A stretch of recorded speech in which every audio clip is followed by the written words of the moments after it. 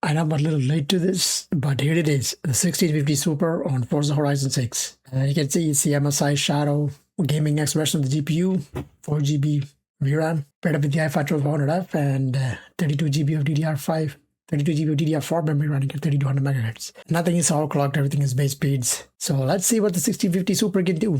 The 980 Ti was doing pretty good on this game. I was surprised. So this might be even better. So let's check it out. All right, I'm starting it off on 1080p. Since it's a 4 GB card, even 1080p is going to be a little bit struggle. I'm expecting somewhat medium level of stuttering as well. Because you can see we're like maxing out on the VRAM over there. So it's going to be not a really good experience. Even the 980 Ti has 6 GB of VRAM, so it was pretty smooth on low settings. But let's see, man. Kind of interested. So I'm going to start it off on TAA native. Okay, upscaling. It's TAA. And then graphics set to low. Even low requires more than 4 GB of RAM. That's crazy. Okay, so let's see. Okay, so on 1080p medium, you can get close to 60 FPS. Which is, not terrible, but you can see, man, on low settings, you lose a lot of details. But 53 FPS, and again, it's a racing game, so it is actually acceptable. But again, it's going to differ when you go to the city. So we're going to go to the city and see the performance over there. I'm expecting anywhere from 35 to 45, because if it's like barely getting 60 here, it's gonna be a little worse in the city. So let me go to the city. 55 here, not the best, 4 GB of VRAM is not enough for this game, unfortunately. But see that big stutter is because of the VRAM. This is why you need more than a lot of VRAM these days. Even on low 1080p settings, it is kind of struggling a little bit. So 61 FPS. Instead of driving all the way, I'm just gonna teleport or fast travel into the city. All right, so here we're getting 50 FPS, something what I expected, Not terrible, still kind of similar actually. Okay. We go to the city center. I don't know where that is actually, but I'm trying to go to the city center. Somebody sent me a gift. Appreciate it, whoever it is. I'm not gonna go there right now. I'm just gonna run around in the city. And 56. Okay, so it's actually better than I expected. And 56 in this area. So it is still pretty playable, guys. I'm not gonna lie. So if you're okay playing with 50 FPS, then it might be alright for you. Okay. Let me see some upscaling. So I believe we have FSR. It's FSR anti-aliasing. Okay, let me go to FSR and quality. So quality is pushing it all the way over 4 GB. And it has not applied the settings. I might need to restart the game. Because, if you have VRAM limited and you try to change settings, it's not going to work. So you got to restart the game. So I'm going to restart. All right. After restart, you can see we're now getting close to 70 FPS with the FSR quality. So now it's working. And now we're getting 70 FPS over here. So if you go to the city, it should be at least 60 FPS. And pretty comfortable experience, I must say. And we're getting a pretty playable, decent experience over here. And you can see the frame time graph is also pretty stable. It's not stuttering whatsoever. It might stutter sometimes, but it's not going to be as bad as playing it on native settings. And FSR quality is not the best looking visuals for sure, but you can't do much when you only have like 4 GB of VRAM these days, especially if you want to play it on 1080p. And there is a car, a pretty shitty car, I must say. What is this? City EL. I don't care, I'm gonna buy $6,000. Okay. I just stick with the BMW for now. And there it is, low video memory warning. That's crazy. But yeah, guys, this seems to be pretty stable. Even though we get the low video memory warning, you just ignore that and keep playing. It should be totally fine, guys. Still like maxing out the GPU, getting 67 FPS here. Inside the city it might be a little different, but outside here it is pretty comfortable. I don't see a lot of issues playing the game like this, to be honest. So now let me go and see what's going to happen if I bump up the graphics. Since we don't have any frames in option, so such a shame. Let me try going to medium. I don't know if it's going to be a good idea though. 4 GB of VRAM is not going to be enough, but jumping from low to medium is such a big jump because you get a lot more vegetation out of it and it looks much more sharper and cleaner, you know, if that makes any sense. So yeah, medium settings is a way to go if I say, you know. But again, it's gonna drop the FPS down to 50s outside the city. It's not something that you want to see, you know. Keeping it to low might be the best way to play it. But man, low is just so terrible to look at. Even just bumping it to medium is gonna make a huge difference. Like you can see right here, it is much more clearer and, you know, visually pleasing, I must say, compared to low. Because low is just plain boring, or no texture quality. Everything is pretty terrible to look at, you know. This is now giving me that, I don't know, have you guys played NFS Rivals? That game was pretty goated when back then. Now the fidelity looking somewhat similar to that, if that makes any sense. I don't know, man. Maybe I'm tripping, but that's what this reminds me of. But yeah, you only get 56 FPS. You might need to go down to balance mode for this instead of quality. I'll go to balance mode, and again, might need to restart. Because right now we're still getting 56 FPS, so I gotta restart again. Then I'm gonna go to the city area and see how it's gonna be. Alright, so I restarted the game. And you guys can see it's still on the same settings, medium. And DLSS, I mean FSR balanced. Can you see that? Haven't changed anything. It's still maxing out the GPU memory, so you know it's not gonna change at all. Even on low settings, you guys saw how it is. And there is an option below low settings, but man, I would not go to very low. Very low is absolutely terrible. And this car, as you guys can see, can actually kind of pull it off on medium and DLSS balance, even though it's like dropping below 50 FPS in the city. Outside the city is going to be pretty playable. It's going to be like 60 plus. Again, almost all the time, so not bad at all.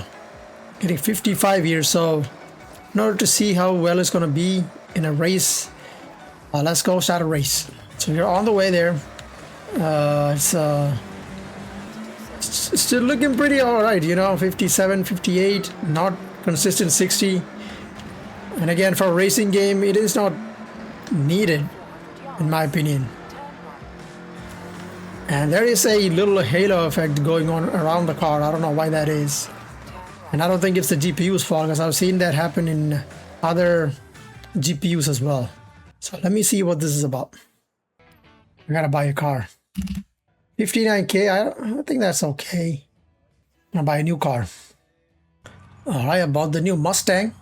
Purple Mustang, you know. Gotta be a little classy with it.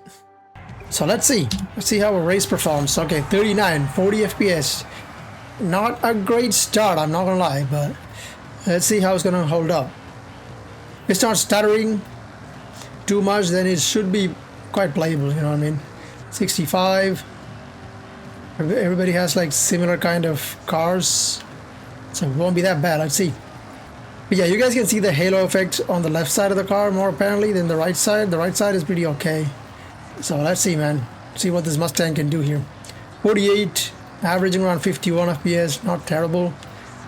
And again, for under 100 watts of power consumed, it's actually pretty impressive on this tiny little 1650 Super. 41 FPS is dropping down to the 30s here. So it depends on what kind of racing event you are on. On the cross-country racing, it should be much higher, the FPS, because you know, you don't render a lot of NPCs and buildings and stuff. So it should be much better than this. But this might be the worst case scenario that you can ever see in this game. And again, it's pretty smooth. I can win races, you can see. Pretty doable for anybody out there.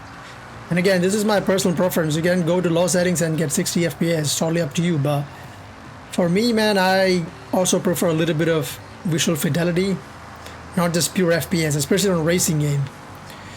If it's an FPS first-person shooter, then yeah, prefer 60 FPS all the time, or like even more than 60 FPS, or 120 FPS. But for a racing game, man, if you think about it, you don't need a lot of FPS. If you're an old-school gamer from the early 2000s, the games didn't used to have 60 FPS at all. But like maximum you could get, if you got solid 30 FPS, that was considered like, yeah, we had a really good ass PC. Especially like NFS Underground 2, man, those were some good old days. and Most Wanted, Carbon, NFS Pro Street, man, all those games were goated. Pro Street not so much, but the other 3 games, man, amazing. One of my favorite games ever was NFS Hot Pursuit 2010. That shit was amazing. You guys get the idea, man. It's like totally playable with 43 FPS. And it's not stuttering whatsoever, so completely playable. Still like maxing out the GPU. You can see it's 100% used right here. And this Mustang, it is pretty controllable. I like it. I think it's like 2026 model. I didn't actually read the description. I just bought it because we needed a new car, so I just bought it. You know, I don't even know if it's an EV. But yeah, you can see right here, man, I don't even know if the AI bots are dead. No idea, but it's a pretty chill race so far. No tension whatsoever. I think it's the last lap. The second lap, there's one more lap. Oh my god, it's a long race. It's kind of boring though, I'm not gonna lie. Yeah, you guys get the idea, man. It is pretty playable. And I'd say just keep it on these settings. Don't go below these. If you want 60 plus FPS all the time, just go to low settings. And again, this is balanced upscaling, so it looks a little blurry, but again, still doable. Not to a point where everything is like pixelated or anything. Still upscale from a decent NFF resolution to 1080p. Quality would have been better, but if you put it to quality mode, it's gonna stutter really badly. And also get barely 30 FPS pretty much, so you don't want that. So I'd say 1650 Super is actually handling the game actually okay. And again, this is a really well optimized game. I was expecting maybe slightly better performance out of this, since it's a 16 series card instead of a 980 Ti. Maybe I'm wrong. I mean, 980 Ti must be. What the hell kind of hit was that? Don't tell me that's gonna end the whole race. Oh yeah, they're now catching up pretty quick, and not quick enough to win the race. Oh my god, they're, yeah. And I'm a little worried. I think I should be still fine. That was a hard stop right there with that hit. And not like that. Maybe should be still fine, guys. Now at least they're like a little bit closer to me right now. And yeah, as I was saying, like that, the 980 Ti, I believe is like more powerful than this thing. It obviously has 6 GB of VRAM, so that's a good thing.